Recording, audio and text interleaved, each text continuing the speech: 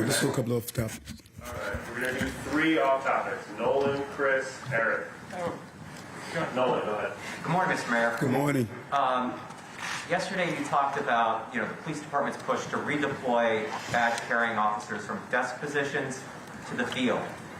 Has the police department given you a tally on the number of badge-carrying officers in those desk positions? And do you know how many of them have been redeployed so far? No, they have not. And part of the redeployment is ensuring we get the proper civilians to replace them, to fill those jobs that they're doing. And we're in the process of doing so. I know it's hard to believe, but I think we're 7 weeks in. And I trust me when I tell you that's the #1 commitment.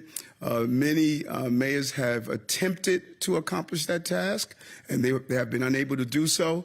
But trust me, I'm going to get it done. My commissioner is aware of that. They're doing a complete analysis, and we're going to make those transfers that's needed. Is there a timeline for getting it done in June, end of the year? Do you have some expectation for when they'll be done? No, that is too long. June is unacceptable. The crime we're facing needs immediate deployment. And within the next few weeks, we're going to start the first wave of movement. I am not going to accept June during, as you know, traditionally, that is time when crime is the highest.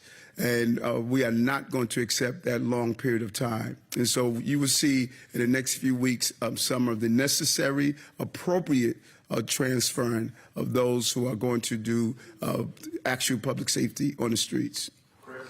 Thank you, Mr. Mayor. While you were speaking about the suspect in the fatal Chinatown stabbing last weekend, you mentioned that there were loopholes in the law that you think allow this individual to remain out in the street. What are those loopholes? Here's the area that I'm really concerned at, and we must revisit. Not allowing family members to commit individuals who are dangerous to themselves and others. We have to really examine that.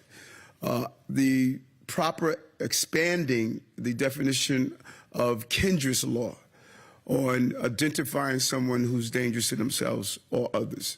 Allowing people to sleep on the streets that are dangerous to themselves or others. We need to really re-examine how we are dealing with individuals who are showing imminent danger to themselves and others. And that is what I'm asking my team to look at and to speak with Albany so that we can ensure that in areas where we must compel people to get the necessary care, that we're able to do so. And on Thursday, we're going to be rolling out our plan on how we're going to deal with that in the subway system.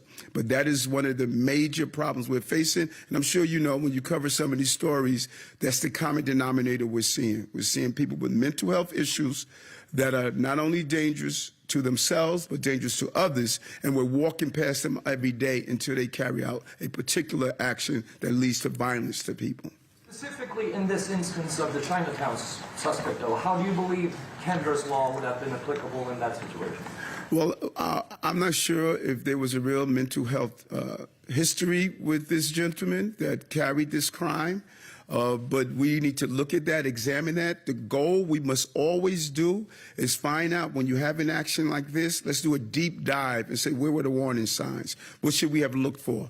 How are we empowering those who are at the homeless shelters to also give us the warning signs? Do they have someone there that's exhibiting violent behavior so we can get inside the homeless shelters, identify the services that individuals need? That's the disconnect we have. At homeless shelters, people come in, they sleep for the evening, but if we see that they're exhibiting some dangerous behavior, are we reaching out proactively and saying, I have a person here that should receive some additional support because maybe the place is not a homeless shelter, that person may need to be in one of our psychiatric facilities. That's the connection that I want to make in government, not just being reactive, but proactive, and we have to train people on the front end to do so. Aaron, last question. Mr. Mayor, can you tell us why you decided to suspend the expansion of the sanitation organics collection program in your budget, particularly given that on the campaign trail you proposed a universal organics program? How do you square that with eliminating in the budget? Well, it's a preliminary budget. So there's still time. There's still time that we're going to do. But right now, Erin, it was broken. The manner in which we were carrying it out, and I reached out to our environmental team and say, listen, we got to get a better job. We have to do it better. I just don't see how you use diesel trucks to move around the city and pick up, those recyclable food products that a minimum amount of people are actually participating in. That's a broken system. And so we just can't be symbolic in addressing this issue.